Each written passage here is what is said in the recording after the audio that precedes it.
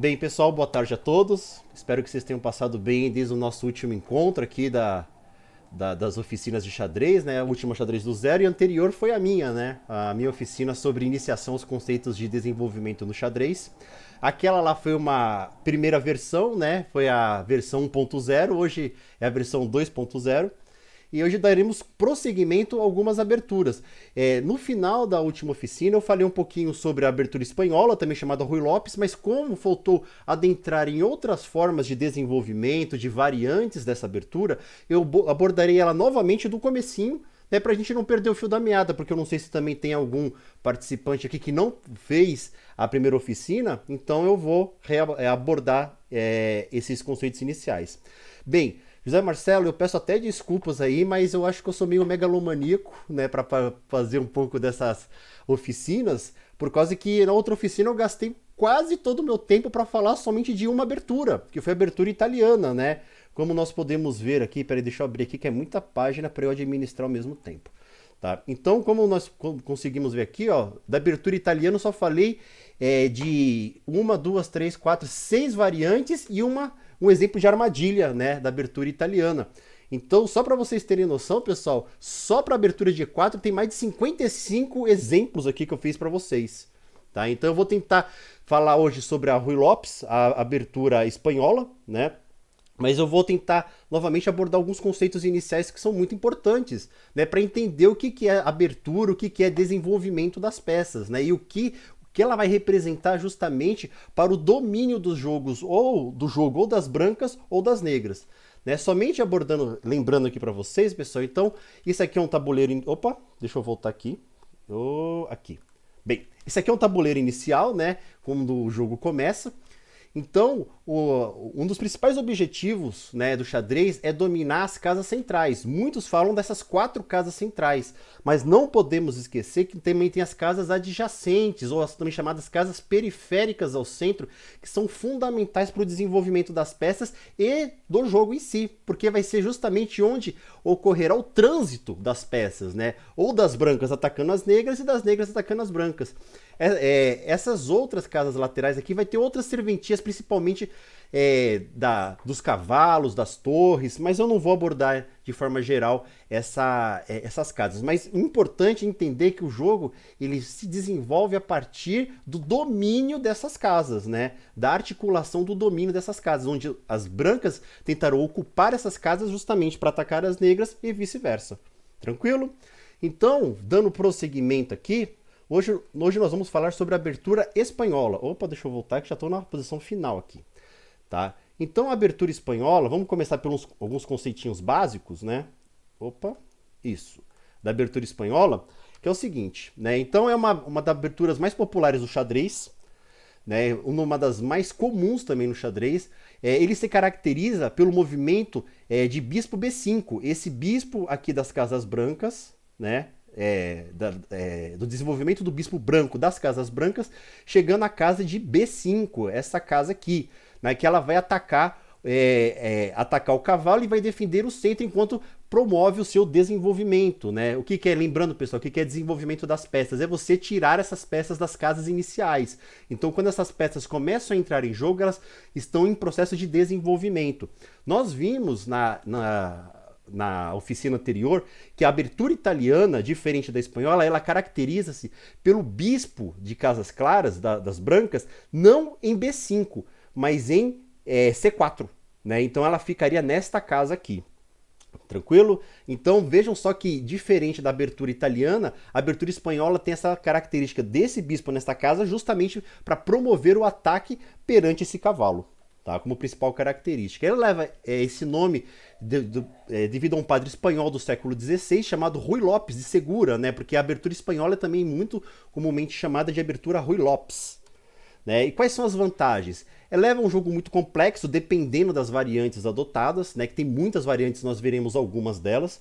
Tende a oferecer às brancas uma pressão de longo prazo, porque ela vai sempre, como ela vai atacar, o objetivo da abertura é sempre promover o ataque, né, para as peças negras, e as peças negras vão ter sempre que ficar de modo passivo, ou seja, possivelmente no começo do jogo se defendendo muito.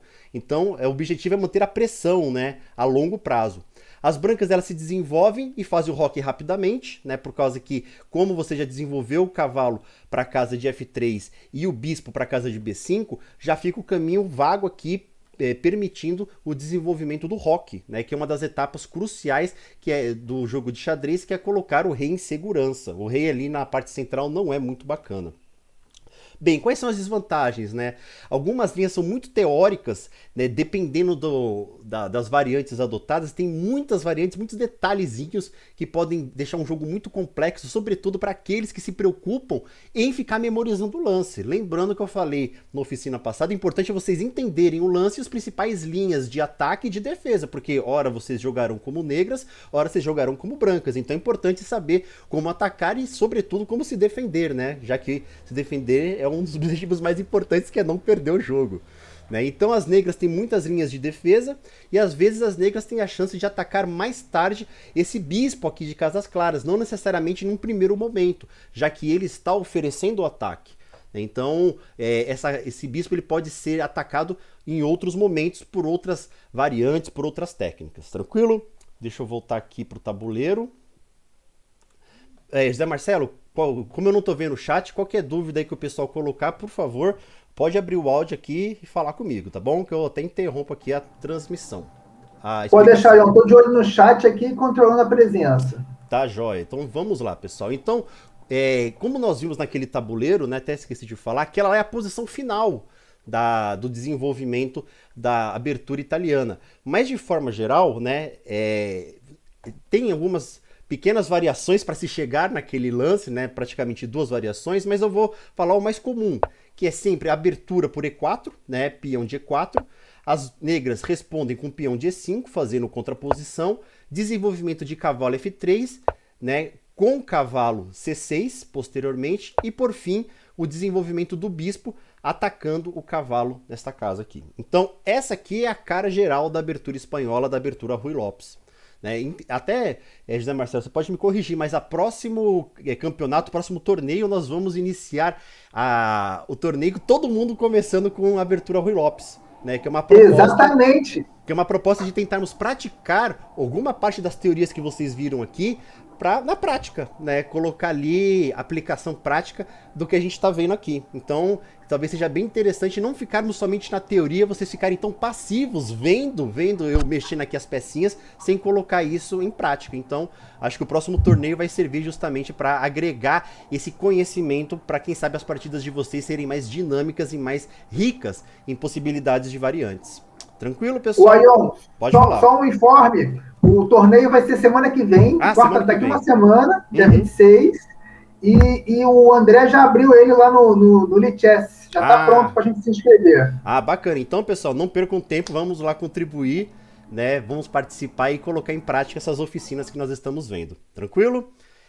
Bem, então essa daqui é a característica principal, a cara da abertura espanhola, da abertura Ruy Lopes. Eu vou mostrar agora algumas variantes dessa abertura, né, dos principais movimentos das peças a partir dessa característica aqui, tá? Então, eu vou começar pela defesa Bird, né, onde nós temos aqui, deixa eu voltar aqui, com o cavalo. Como o cavalo ele está sendo atacado pelo bispo, né, essa variante ela caracteriza-se por contra-atacar o bispo. Né? Então veja só que o cavalo saiu da sua casa aqui de C6 e veio para a casa de D4, justamente buscando o ataque. Em vez dele ficar ali passivo se defendendo, ele joga, né, sai do ataque e promove um contra-ataque. Né? Então essa aqui é uma característica interessante dessa variante Bird, que tem esse objetivo de atacar. Vejam só, porque também o bispo está sem defesa nenhuma, ele está praticamente solto no tabuleiro. Então tem essa vantagem, sem contar que com o cavalo aqui nessa casa, né, ele tem quem? O apoio do peão, que o peão ele está protegendo contra um possível contra-ataque, né, das brancas capturando o cavalo negro, né? Mas vamos lá. Então, essa variante ela se caracteriza por jogada de cavalo D4, né? Com a resposta da captura, né, justamente para não ter que mover o bispo dali, porque vejam só, esse bispo ele tem a vantagem de cravar este peão. O peão ele não consegue sair daqui por causa que ele está na frente impedindo o cheque, né, impedindo ali o rei ser atacado. Então, interessante é manter este bispo nesta posição, justamente devido a essa característica de limitar o jogo das negras, o desenvolvimento das peças das negras, porque sem avançar este peão, dificulta um pouco o desenvolvimento do bispo branco, né, o bispo de casas brancas das negras, que depois vai ter que fazer outras alternativas. Mas vamos voltar aqui. Então, o cavalo captura o cavalo por, né, captura em D4, e essa variante ela finaliza com a captura do cavalo. Então é uma troca de cavalos, tranquilo? Tem algumas outras variantes em relação a essa jogada. Nós vamos ter aqui... Opa, deixa eu voltar aqui. Peraí, pessoal, que eu tô meio confuso aqui. Tá, é isso mesmo. Então, pode-se jogar o cavalo aqui, mas também pode-se avançar o peão, justamente para proteger o peão da casa de E5, porque se o cavalo ele cai, né, se posteriormente esse bispo captura o cavalo, este peão da casa de E5 vai ficar desprotegido, podendo o cavalo capturá-lo. Então o objetivo de avançar o peão para casa de... Pessoal, eu sou muito ruim de coordenada aqui no xadrez, eu tô aprendendo ainda. Pro peão da casa de D6 é dar o suporte, a base para essa estrutura de peões, porque caso esse cavalo seja capturado pelo bispo, né, esse peão aqui não ficará desguarnecido, tranquilo? Então essa daqui é uma das variantes para essa abertura. Bem, outra possibilidade aqui, né, com o cavalo, deixa eu voltar aqui, ó, com o cavalo sendo jogado aqui para casa de D4, em vez do cavalo capturar, o cavalo das brancas capturar o cavalo das negras, né, uma alternativa é justamente capturar esse peão que ficou desguarnecido, que é a base, né, de apoio deste cavalo. Então, isso é uma possibilidade, né? Sendo que, como consequência, perde-se o bispo. Então, não é uma troca muito vantajosa, né, a curto, e médio e longo prazo, né? Você está trocando um peão, entre aspas, como o André sempre gosta de falar, tem peso 1 por um bispo que tem peso 3, né, que vale 3 pontos. Então, não é uma troca muito interessante. Uma outra alternativa também seria o bispo recuar, né? O bispo, como ele está sofrendo ataque, ele voltar para poder se proteger, né? Podendo seguir posteriormente com a captura do cavalo que estava aqui na casa de F3, levando o cheque, né? E que posteriormente pode ser capturado pela dama.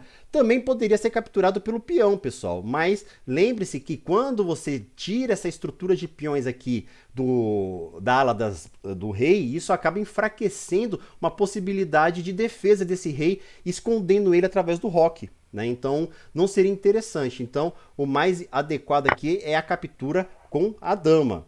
No final das contas, trocou-se um cavalo pelo outro, segue o jogo, mas vejam só também a diferença do desenvolvimento. Enquanto praticamente as negras estão todas com suas peças na sua posição de origem, tirando o cavalo que foi capturado e o peão da casa de E7, né, que é da sua casa inicial de E7, olha só as brancas já desenvolveram bispo, dama, o cavalo que foi capturado, e vejam só que o desenvolvimento dela está sendo muito mais rápido, muito mais acelerado. Lembrando, pessoal, que quanto mais rápido for o desenvolvimento das peças, melhor é para quem está desenvolvendo, né? Porque vai ter mais possibilidades de ataque, de defesa, e justamente vai poder fazer mais pressão contra o seu adversário. Tranquilo? E é isso daí, pessoal. Então essa é a defesa Bird. Vamos agora para uma outra defesa, também é chamada defesa, eu não consigo falar esse nome, Schliemann, né? A defesa Schliemann, ó, vamos lá, voltar aqui para a posição inicial, né, da abertura espanhola, e a defesa Schliemann, ela vai se caracterizar não por tentar tirar esse cavalo ou avançar o peão para proteger justamente esse outro peão aqui da casa de E5.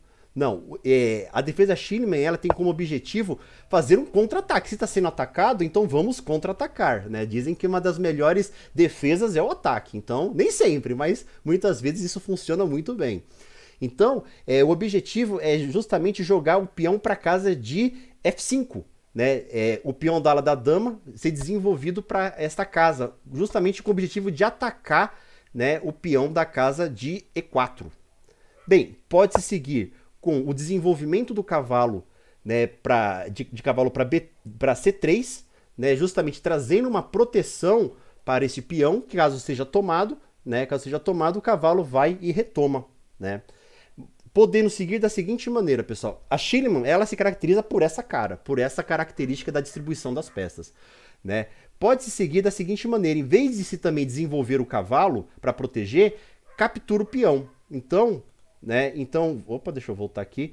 Então, as negras jogam peão de F5, né? E em vez das brancas desenvolver o cavalo, elas vão justamente capturar o peão.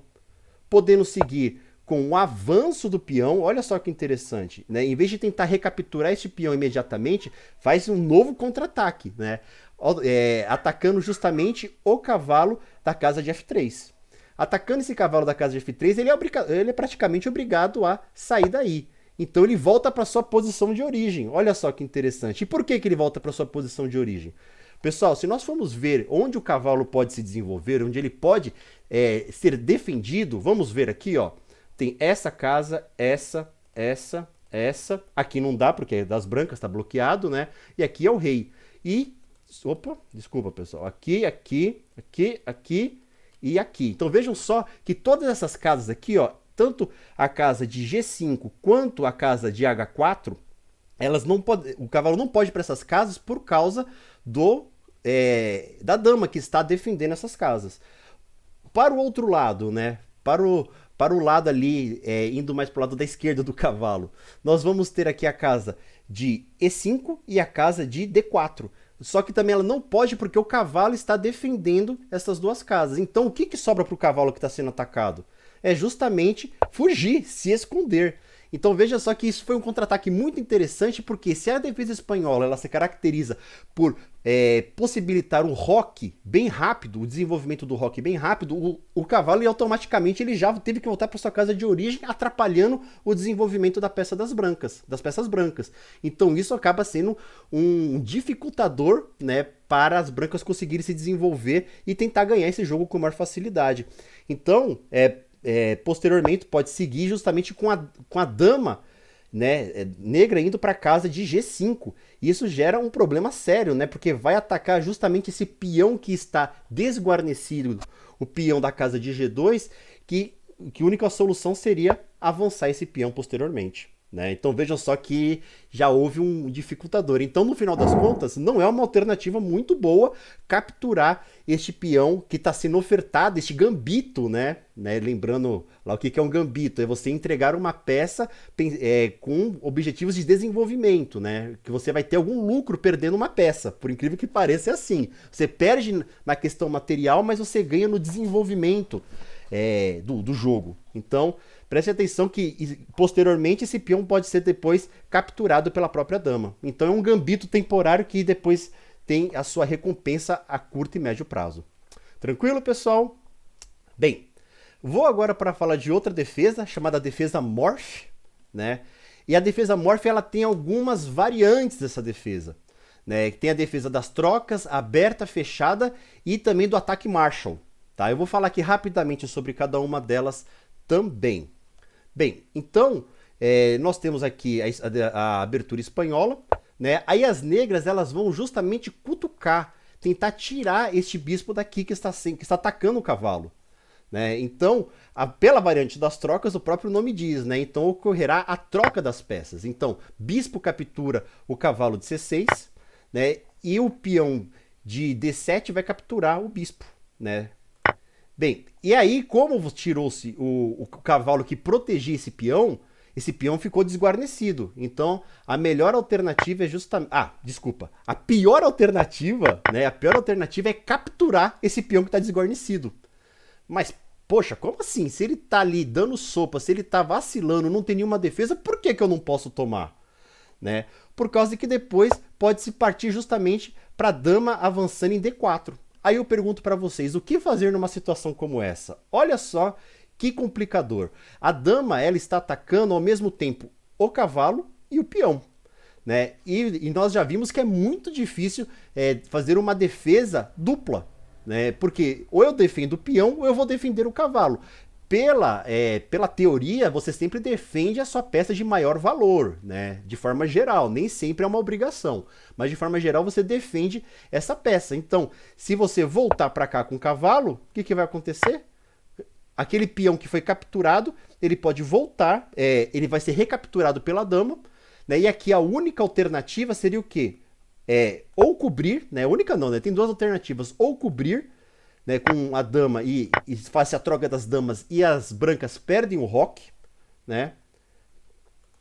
Perdem o roque, ou então o rei ele tem que fugir e também perde o roque. Então veja só que é um peão que muitas vezes acabou saindo muito caro para as brancas. Então, pessoal, principalmente para quem está começando, para quem está iniciando, sempre, isso é uma regra, sempre desconfie se o seu adversário está dando uma peça para você. Pode ser uma capivarada, pode ser que ele está vacilando mesmo, mas muitas vezes quando essa peça está sendo ofertada, tem que se pensar 1, 2, 3, 10 vezes se deve se trocar ou capturar essa peça, porque pode ser que seja uma desvantagem para quem está capturando, que vai ter um período momentâneo ali.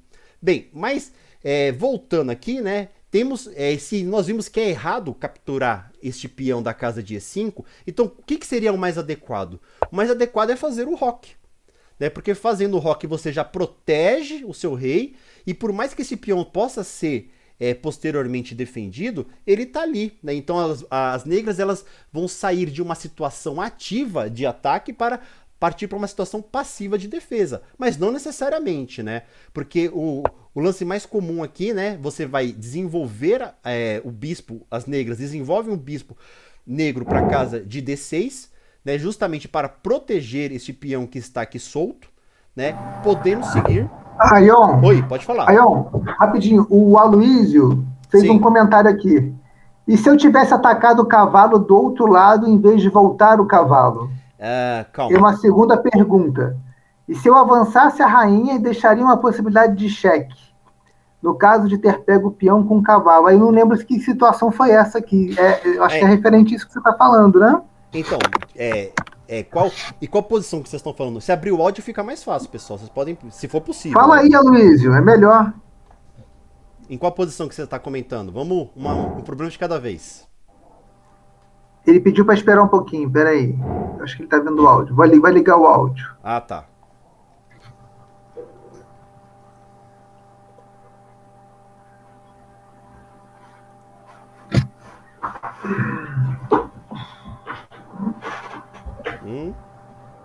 Alô, Aloysio? Cadê ele? Opa. Tá dando para ouvir? Sim, pode falar. Pode falar, tá? Tô ouvindo. No caso, aquela que eu falei de pegar o cavalo em vez de voltar o cavalo para trás, eu tô falando naquela que o bispo tava atacando e o peão do bispo ali tinha voltado e dado o ataque no cavalo aqui embaixo. Mas é dessa posição... Se eu não me engano, é na defesa. Schillemann? É a outra que você tá falando? Não, é na posição anterior. Essa posição... É que o comentário ficou um pouco atrasado.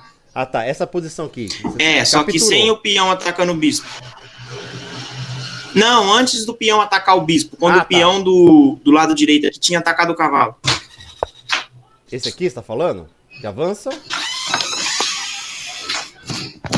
Não, na anterior.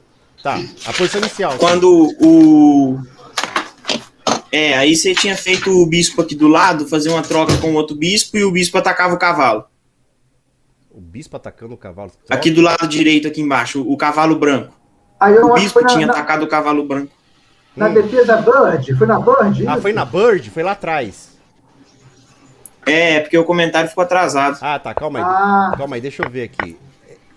Não é essa daqui, né? Acho que deve ser a outra, deve ser a Schillemann. Schillemann. Deixa eu ver, essa daqui que você tá falando?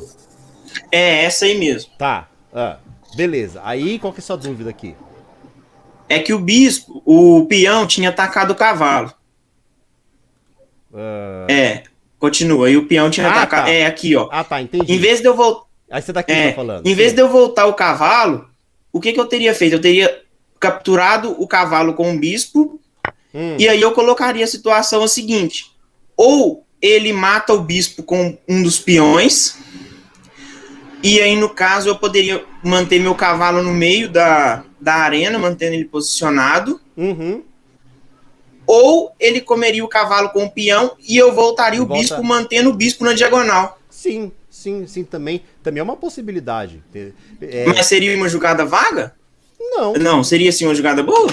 Não, no final das contas você trocaria um cavalo por outro, né? Porque como você está sugerindo aqui, então captura aqui, correto? Em vez das negras capturarem o bispo, captura o cavalo e depois volta capturando, correto? Tá, isso aqui é uma possibilidade também. Mas veja só que interessante também, que quando você faz essa jogada aqui, né? Para as negras, ela pode ser muito melhor. Né? Muito melhor por causa que você não vai estar abrindo tanto a sua defesa, né? É uma possibilidade também. É a Luísio, né, que falou? Foi a Luísio? Então, também é uma possibilidade, sem problema nenhum. Né? Mas veja só que interessante, porque vejam só que esse peão também ele está bloqueando o desenvolvimento do bispo. Então talvez seja mais interessante para as negras capturar essa peça, porque você desenvolve o bispo, tranquilo? E já ataca este peão que também está sem defesa. Então, também tem que pensar nas consequências. Na minha percepção, eu acho que é muito mais vantajoso para as negras capturar o bispo, né, do que capturar o cavalo nesta posição. Tranquilo? Mas nada impede. Tranquilo, cara? Beleza. Tem mais... Sim, pode falar. E a outra que eu tinha falado aqui, ela é um pouco mais recente, é na defesa morte de troca, que você tinha falado. Sim, deixa eu ir pra ela aqui. Na de troca. Sim. Aí depois que capturava aí você falou que não seria um bom negócio atacar o peão, mas aí no caso eu tinha pensado o seguinte, se eu atacasse o peão, e aí na hora que o cara descesse a rainha, eu mexesse a minha rainha para lá no canto já ameaçando o rei de cheque. Aqui? Que aí eu protegia o cavalo e ameaçava o rei, Tranquilo, mas aí vem aqui com cheque. Entendeu? Entendi. Né? Então, nessa posição aqui é praticamente impossível defender as duas peças. Né? Por mais que você esteja defendendo aqui, ficaria uma situação um pouco complexa. Eu não sei se a teoria é por este lado, mas vamos pensar aqui, se está nessa posição defendendo, se você joga aqui para defender, eu correria as trocas e perderia o cavalo. Certo? Perdão, perderia o roque. A rainha. E o roque também. O roque no final das contas. Mas a troca. Ou então, você foge. Aí, vamos supor, aí as brancas atacam aqui. Aí eu colocaria a rainha pro lado esquerdo aí, ó. Que aí ela já continuava protegendo o cavalo e essa defesa de peões dele ficava ultrapassada, porque se ele movimentasse o bispo, eu poderia correr pro canto de cá. Não ia dar certo. E agora, como é que resolve aqui? Aí esse cavalo vai ficar meio complicado, né? Você poderia descer pra cá, realmente. Aí depois vem pra cá e aí? Entendeu? Ficava ruim de qualquer jeito. Exatamente. Então, são alternativas? Lógico que são, mas a gente tem que pensar um pouco, Aloysio e os outros participantes. Não é nunca pensar em uma jogada, né? E lembre-se que uma das coisas mais importantes no xadrez é se colocar no lugar do adversário. É pensar o que o adversário vai fazer se fosse eu. Se eu estivesse nessa situação, o que eu faria se fosse o meu adversário? Acho que é uma reflexão interessante justamente para pensar as suas jogadas, né? Você vencendo você mesmo, como que você se venceria? Olha só que dilema, né? Então seria uma alternativa interessante de você justamente procurar ver as jogadas futuras, né? As consequências das jogadas, porque quando a gente pensa 2 lances na frente, a gente pode perder o contexto, né, do final da linha de desenvolvimento, ataque e defesa das peças. Tranquilo? Tranquilo. Beleza. José Marcelo falou que tinha uma outra pergunta, sim? Não, só essas duas do Aloysio que ele contemplou aqui agora na fala. Beleza. Mas essa sua última fala aí sobre essa perspectiva de você pensar o jogo do outro também, né, fazer esse exercício, às vezes eu me vejo assim, enxergo várias jogadas, inclusive fragilidades minhas, que o adversário não enxerga, né? É muito curioso. E ele faz outras opções que não a que eu pensei também. Comigo, pelo menos, é muito comum, pessoal. Ó, eu já jogo há muitos anos, mas até hoje eu dou umas capivaradas assim, terrível. Terrível. É impressionante que depois que eu jogo, é aquele 1 trilionésimo, 1 bilionésimo de segundo que você solta a peça e fala, por que eu fiz isso?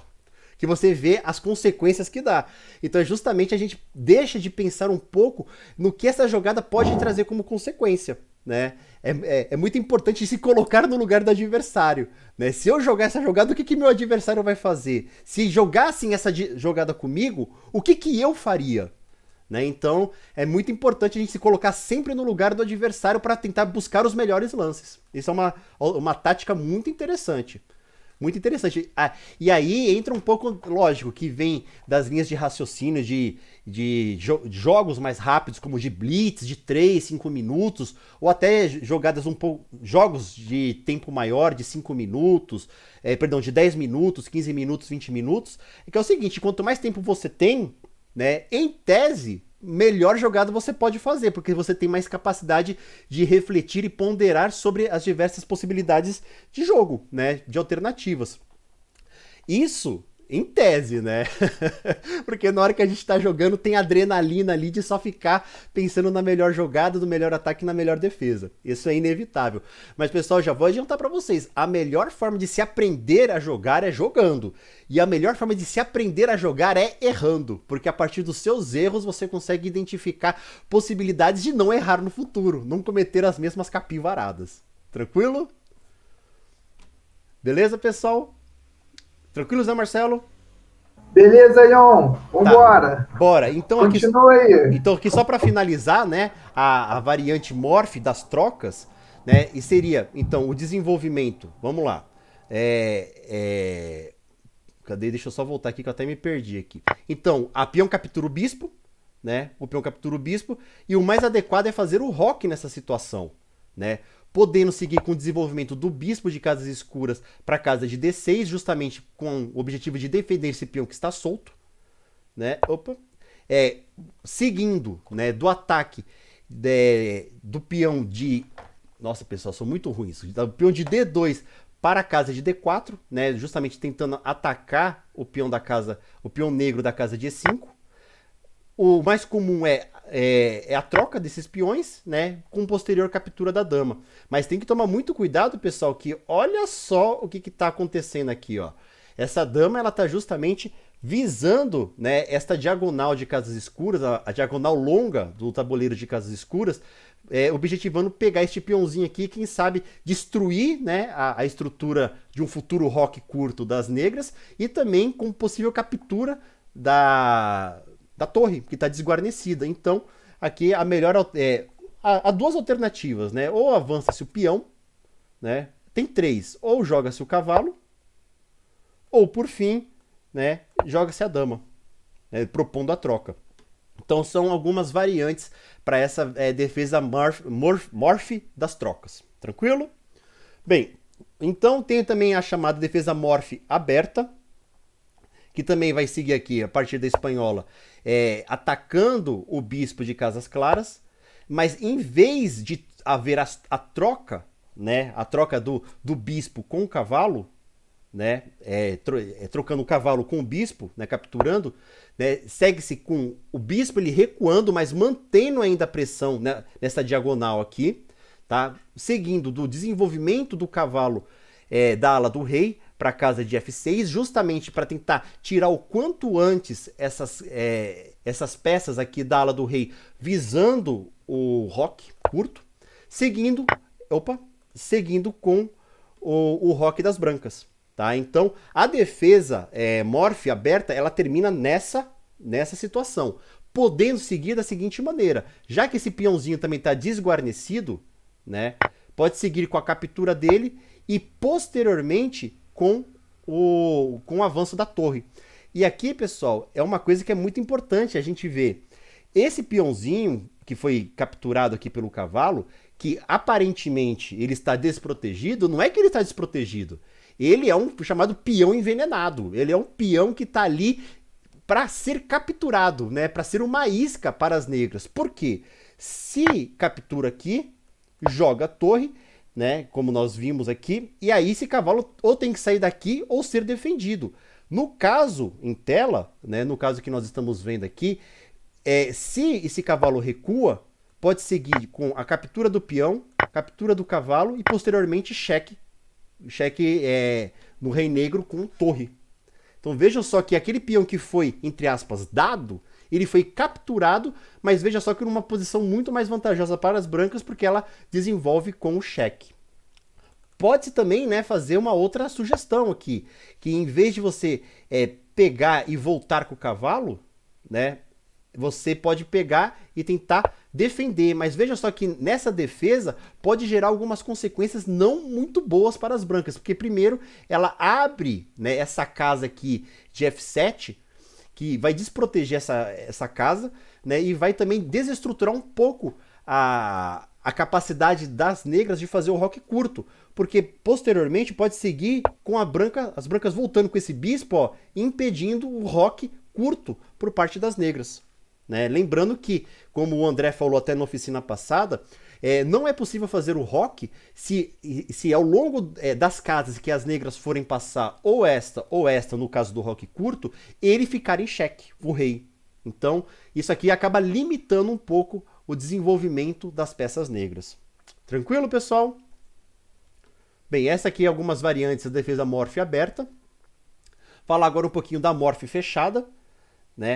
Que também avança-se o peão, né, o peão da torre da ala da dama, o peão para A6, as brancas voltam, né, e aqui ao desenvolvimento do cavalo, o roque, muito parecido com a defesa da morfe aberta, né, que nós já vimos, mas aqui ocorre o desenvolvimento, em vez da captura do peãozinho, né, ao desenvolvimento do bispo, né, de casas negras, para a casa de E7, justamente para possibilitar o roque das negras. Tá? Então essa aqui é a defesa morfe fechada. Por que é fechada? Porque vejam só a estrutura de peças das negras. É uma estrutura bem fechada, onde não tem um desenvolvimento muito claro, muito aberto das peças. Tranquilo, pessoal? Bem, aí eu tenho uma outra variante aqui, que é a defesa morfe do ataque. Bem, essa defesa morfe do ataque, né, lembrando também aqui, ó, e tá a espanhola, né, avança-se o peão para a casa de A6, o bispo recua para a casa de A4, né, desenvolve-se o cavalo para a casa de F6, roque, desenvolvimento, ó, veja só que é muito parecido com a defesa morfe fechada, né, que desenvolve o bispo de casas escuras para a casa de E7. E aí que vem o diferencial, né? As brancas, ela acaba jogando a torre para a casa de E1 para proteger esse peão que estava desguarnecido, que o cavalo poderia capturar, né? E aqui participar um contra-ataque, né? Esse bispo que está solto aqui também, né? Ele é contra-atacado, e ele é atacado, no caso, pelo peão da casa de B7 para a casa de B5, né? Esse bispo ele tem que recuar, é feito o roque, né? E é feito aqui o avanço do peão de C3, né? O avanço do peão para C3, para dar também uma casinha de fuga aqui para o bispo e possibilitar, quem sabe, também o desenvolvimento da dama para a casa de C2. Então tem essas duas serventias, podendo seguir posteriormente com o avanço do peão para a casa de D5, isso mesmo, para casa de D5, podendo aí sim possibilitar algumas trocas. Peão captura, bispo captura, cavalo captura, bispo captura cavalo, né, e dama captura bispo. Isso aqui é uma possibilidade de desenvolvimento das peças negras. Tranquilo, pessoal? Alguma dúvida com essas variantes da defesa morfe? A defesa morfe ela tem como principal característica, então, tentar tirar, né, o bispo da casa de B5, justamente para tentar aliviar um pouco da pressão sobre esse cavalo aqui da casa de C6. Tá? Aí tem algumas variantes que vai ser de avanço de peões, trocas, etc. Tranquilo, pessoal? Qualquer dúvida aí, vamos seguindo aqui. Por mais que já esteja quase acabando novamente, né, Marcelo? Rapaz! É muita coisa, Ion. Mas assim, eu acho que a gente não tem que ter pressa, não. Olha... Como O pessoal pode se manifestar aí, mas eu acho que tem o assunto aí que não falta e tempo a gente tem também. Vamos fazer outras oficinas. Não, como eu falei pra vocês, tem 54 variantes, eu tô na 15ª. Então eu vou ter aí pelo... E lembrando que isso é só o desenvolvimento, né, da abertura do peão de E4. Ainda depois tem do peão dama, entendeu? Tem outras variantes de defesa niso-índia, né, abertura pro flanqueto, tem um monte de coisa pra falar ainda que o que não vai faltar é oficina, viu, Zé Marcelo? Pelo jeito aqui. Maravilha! É bom assim que a gente vai ter um know-how, um conhecimento aí muito interessante para conseguir jogar xadrez de forma mais apropriada, em vez de só ficar empurrando peças, saber um pouco da teoria por trás. Porque, pessoal, isso daqui já foi estudado pelos grandes mestres internacionais de xadrez com muito mais afinco. Então, eu só tô sendo aqui um transmissor de conhecimento. Tranquilo? Muito bom. Beleza, pessoal. Então, nós vimos aqui por último então a defesa Morph com ataque Marshall, né? Agora a defesa, ai meu Deus, Steinitz, alguma coisa nesse sentido aqui. Que ela é bem mais simples, né? Que ela justamente se caracteriza por o avanço do peãozinho da casa de D7 para a casa de D6. Porque se esse peão aqui está desguarnecido, caso ocorra a captura, deixa eu até voltar aqui, né? Então, caso ocorra aqui a captura... Opa! Ah, não. É as negras que jogam aqui. Então, nesse caso aqui, justamente avance esse peão para dar uma segurança para o rei, para o peão da casa de E5, justamente para caso ocorra a captura deste cavalo, esse peão não ficar desguarnecido, né? Então, talvez esse seja o principal objetivo dessa defesa Steinitz. Mas infelizmente aqui o cavalo fica cravado, mas tem algumas formas de resolver isso, né? Principalmente...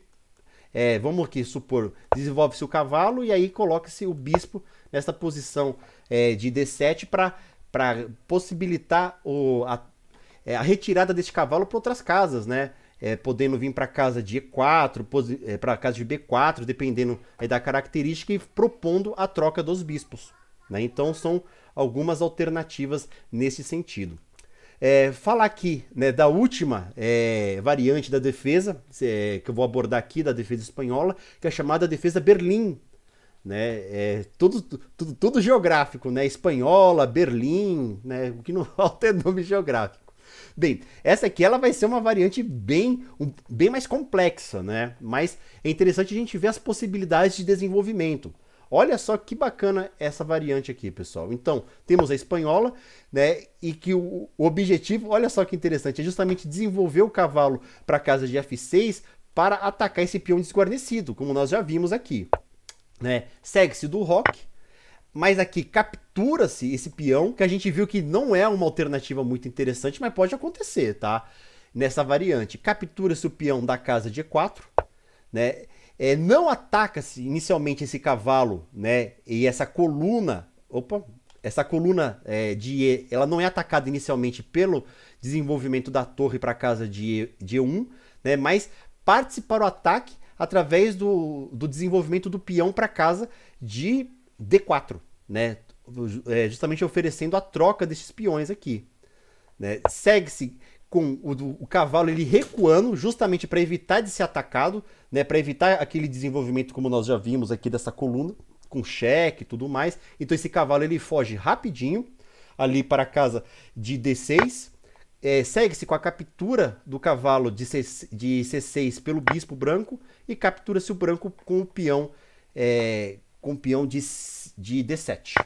Né? Segue com a captura do peão central aqui de E5, né, pelo peão de D4, e como esse cavalo está sendo atacado, ele acaba mudando de posição aqui, né, indo ali para o meio do tabuleiro, por mais que ele esteja aqui, ó, na retaguarda ali com a defesa do bispo.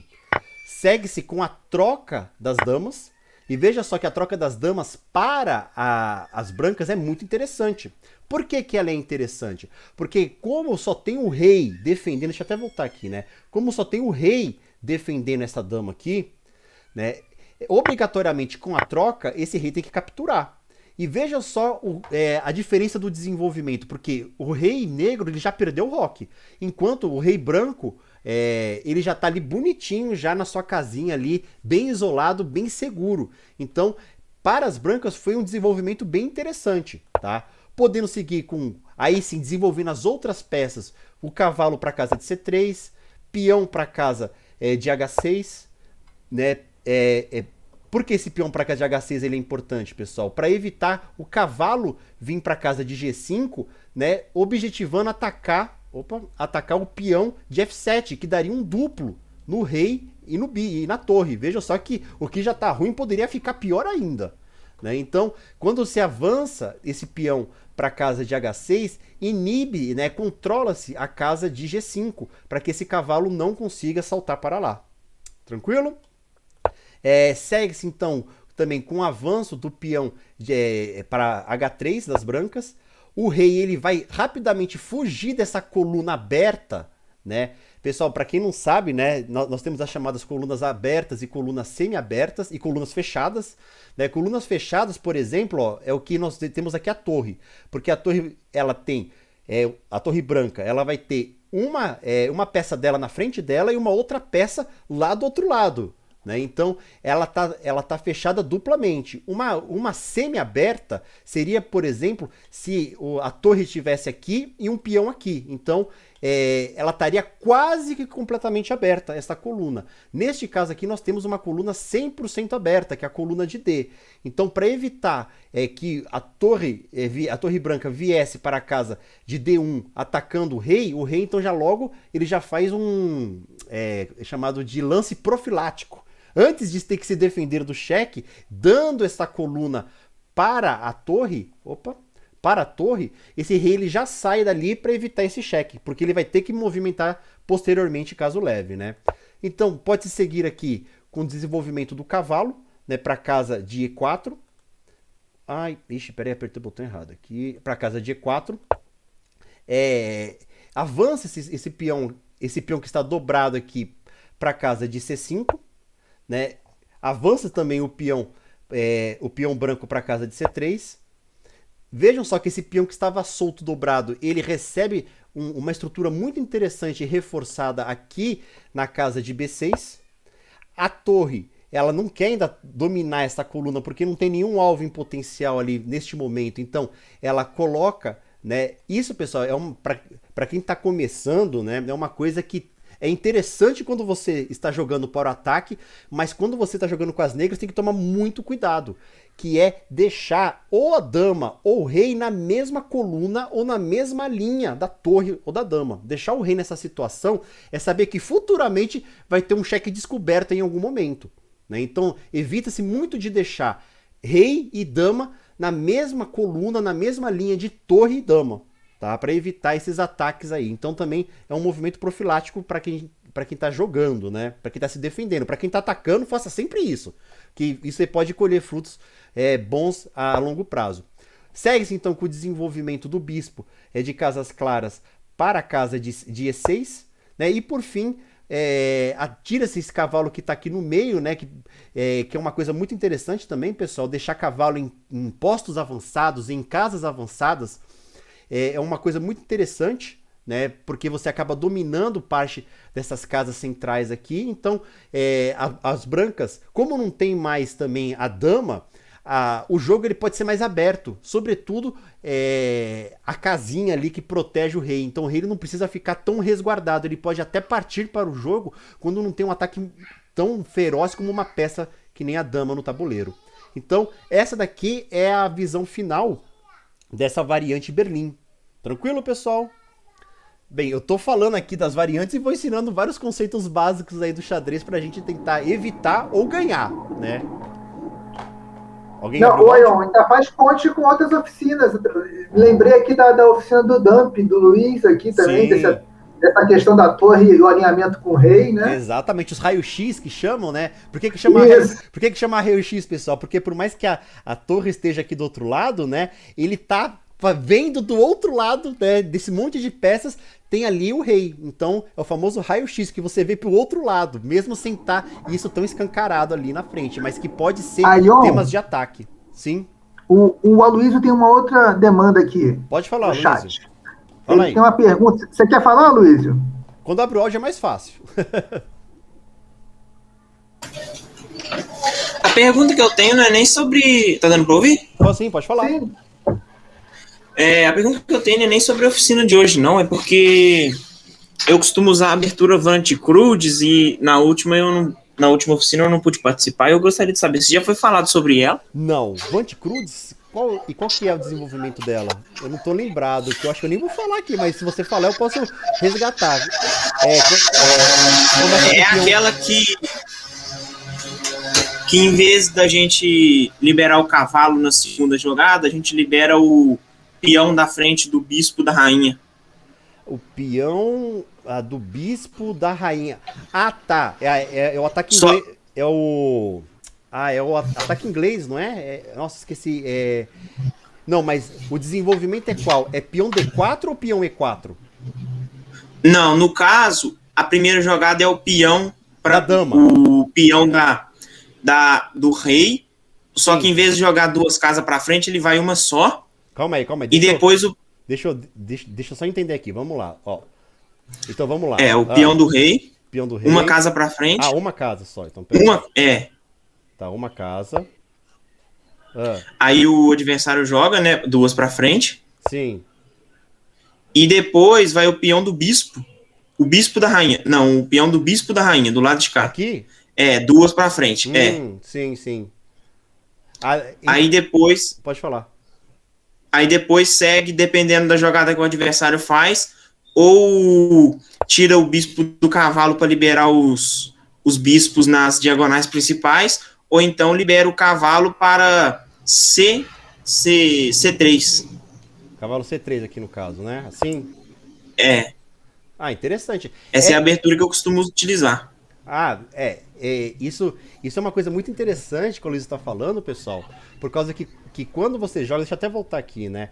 Quando nós jogamos o cavalo, desenvolvemos o cavalo, né?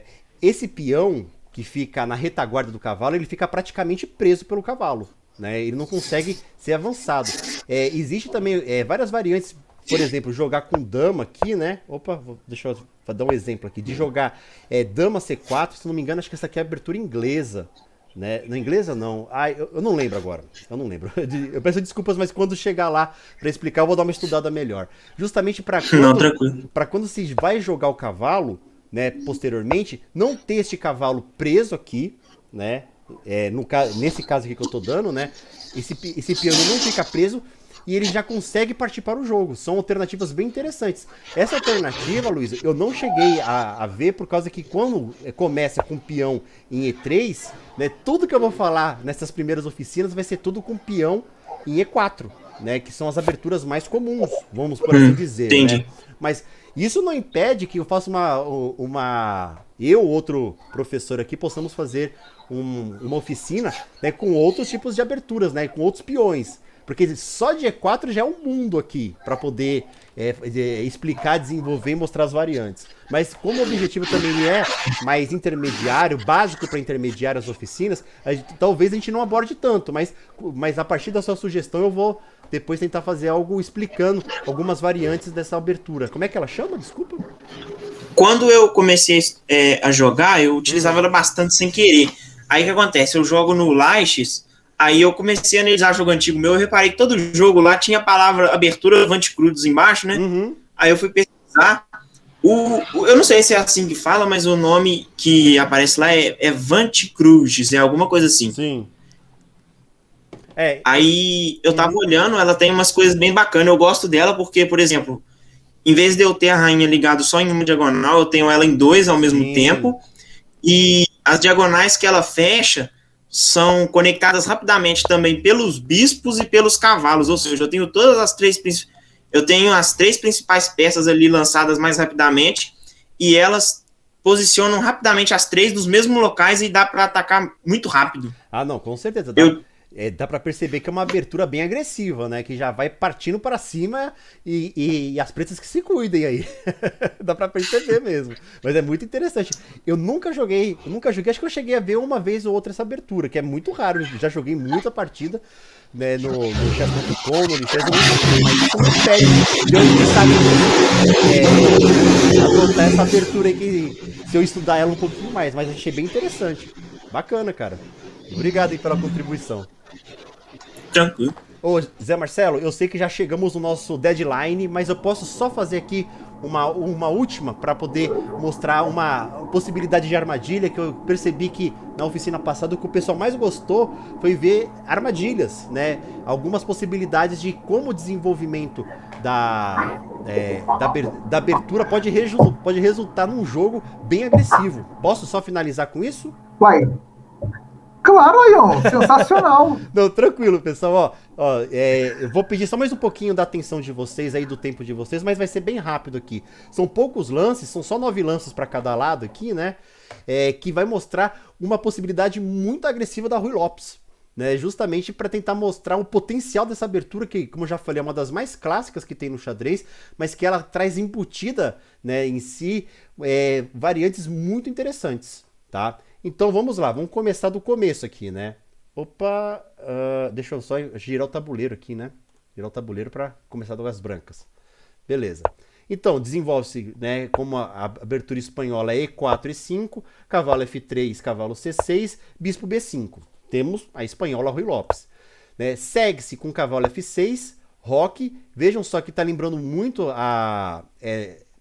não é a Morph, a Bird, né? Acho que é a Bird aqui, não tô lembrando agora, mas vamos lá.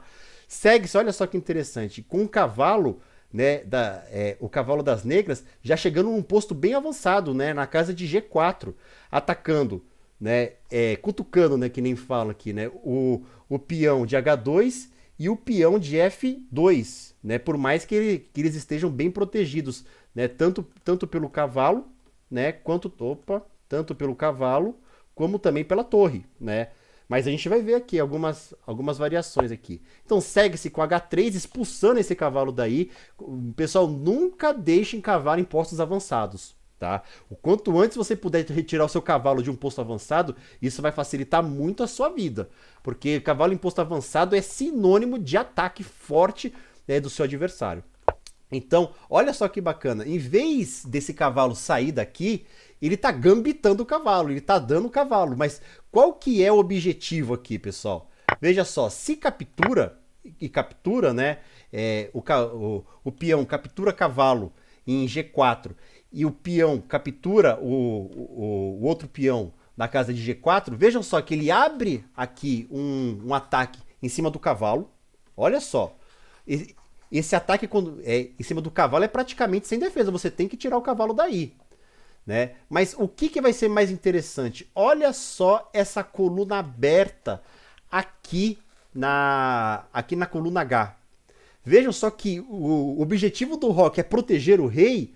Olha só o que aconteceu. Muitas vezes o jogador, principalmente iniciante, ele vai com muita sede ao pote, ele fala, nossa, ele tá me dando um cavalo que vale 3 e um meu peão que vale 1, eu vou trocar sem pensar, eu vou trocar sem pestanejar. Então isso, como é aquela famosa frase, o barato sai caro, né? Então, quando a esmola é muito boa, o santo desconfia. Olha só o problema que as brancas criaram para ela. Então, o cavalo ele tem que fugir daqui, né? Podendo seguir com dama em H4. Veja só que esse alinhamento, né, da torre e também da dama, justamente nessas casas aqui de H2 e H1. Aí eu pergunto para vocês, e agora, José? O que a gente faz na nossa vida estando de brancas? Senta e chora. Acho que é checkmate. É duro, mas vamos lá. Pode-se seguir, né, justamente tentando criar uma casinha de fuga aqui pro rei, mas veja só a situação. Para evitar o mate, você tem que sair do mate.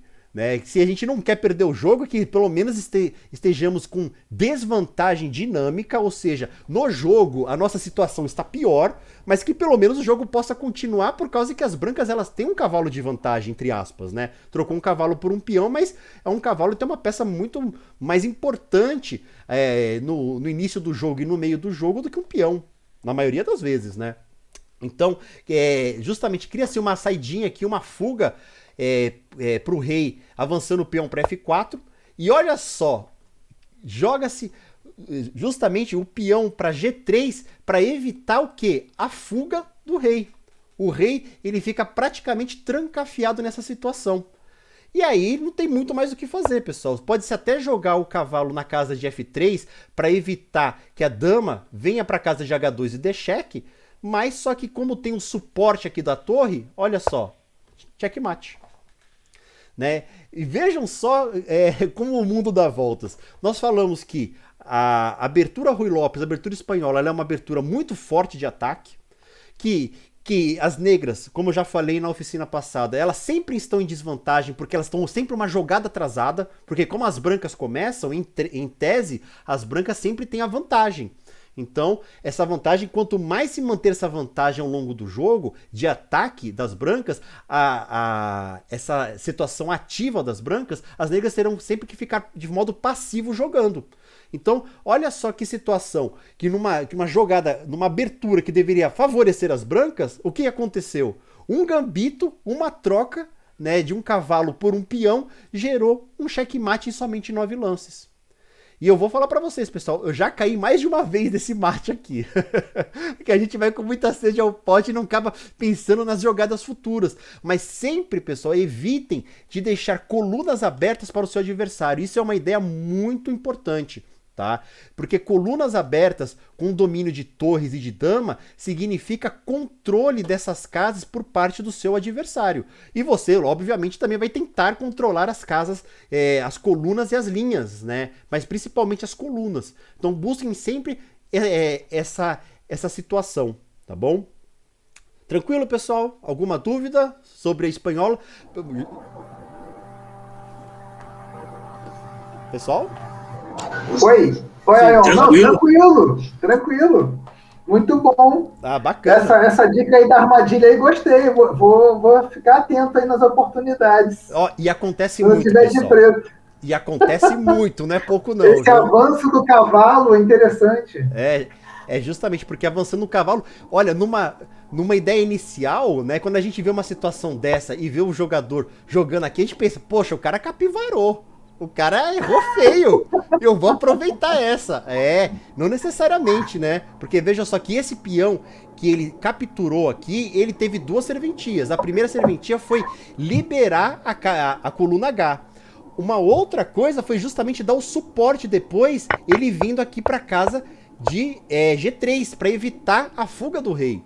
Então esse peão ele teve 2 serventias ao longo desse processo de mate, né? Então, vejam só, muita gente, como eu falei, um peão parece que não tem muita serventia, mas depende de onde esse peão tá. Vai esse peão tá lá na casa de G3, H3, próximo lá à promoção. Ele tem um valor podendo ficar até maior do que de uma dama, dependendo da situação. Tranquilo? Ô, Ayon, esse caso aqui desse peão, no caso, como o peão branco avançou 2 casas, poderia fazer um en passant também. Não seria uma boa jogada o en passant, não, né? Ó, vamos analisar, eu não cheguei a analisar, mas vamos pensar junto aqui, ó. Se damos em passant aqui, né, no final das contas a gente dá a casa de fuga aqui de F2 para o rei, certo? Sim. Sem contar que poderia seguir com torre, né?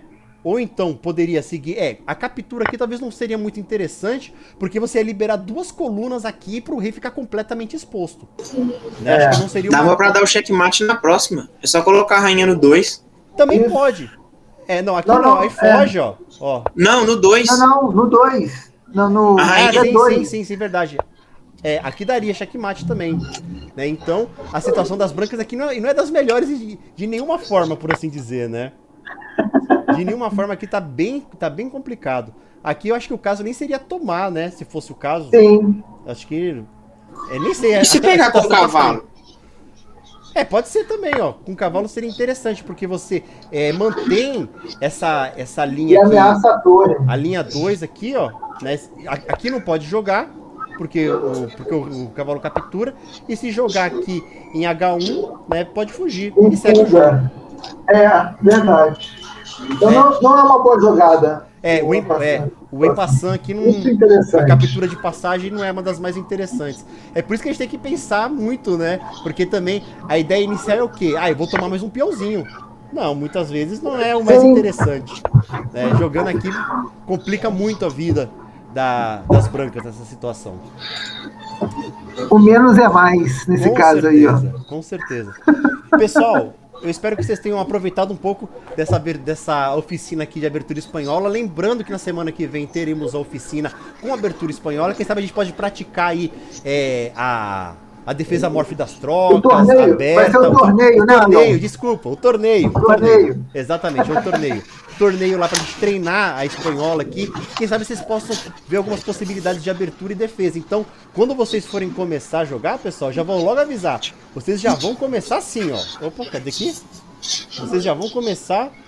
Ai, cadê aqui? Ah, tá. Já vão começar assim. Assim, ou de preto ou de branco. Aí vocês vão ter que se virar. Aí, quem sabe, vocês podem até aproveitar aí pro coleguinha aí que não viu, né, essa armadilha aí da espanhola, quem sabe dar um checkmate que nem nós vimos aqui no finalzinho. Beleza? Legal. Explorar o conhecimento aqui aprendido. Bacana, Ion, muito bom. E aí, valeu Marcelo, demais. Já vou até deixar já marcada aqui, não a data, mas a próxima eu devo falar sobre abertura defesa siciliana, né, que é uma defesa. Perfeito. Vai seguindo a lista aí, cara. Com certeza. Assunto que não vai faltar. Sem dúvidas, Marcelo. Nos próximos anos aí vou falar só de abertura. Maravilha. Tranquilo. Pessoal, eu espero pode falar. Que o pessoal tenha gostado. Curtiram aí, gente? Valeu? É claro. Opa, bacana demais. Pessoal, alguma dúvida mais sobre a abertura espanhola? Valeu. Acho que alguma pergunta, gente? André curtiu, Rafael Abad, Luiz Eduardo. O Rafael curtiu aqui, ó.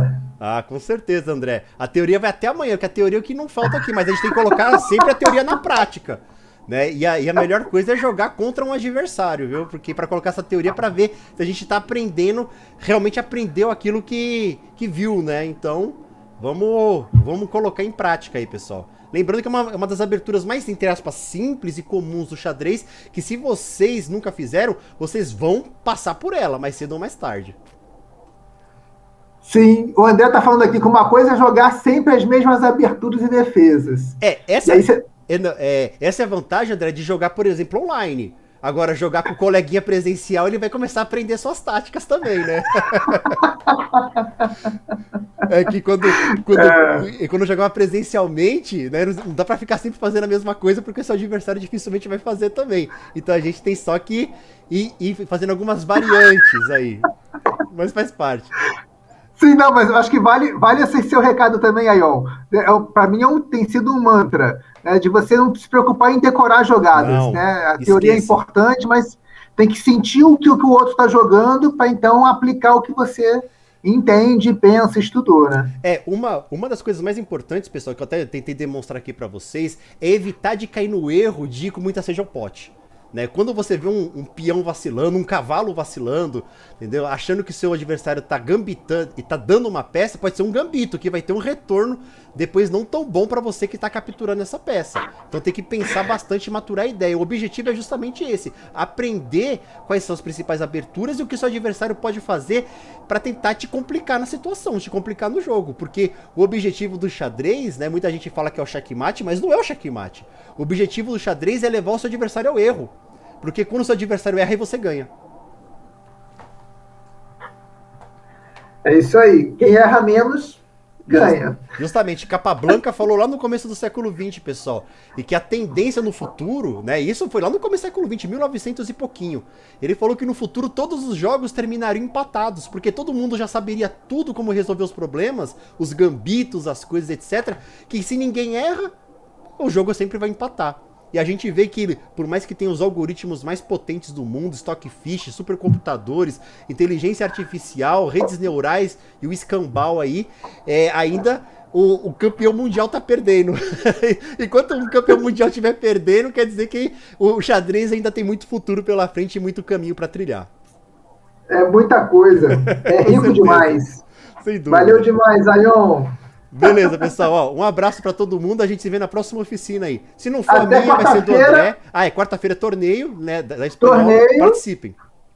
Isso, e tamo junto. Aí a próxima, a gente vai ser a continuidade do xadrez do zero. Aí depois vai ter uma temática, normalmente na terceira semana do mês de junho.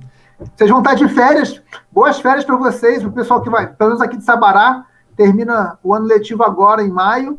Né? A gente, em junho, já vai estar no período de férias. Mas são bem-vindos aqui também. Vamos curtir as férias jogando xadrez. Sem dúvida. Pessoal, um abraço pra vocês aí. A gente se vê logo menos, tá bom? Tchau, tchau. Valeu, Aion. Tchau, tchau. Um abração. Força e saúde e poesia pra todos. Valeu, obrigado.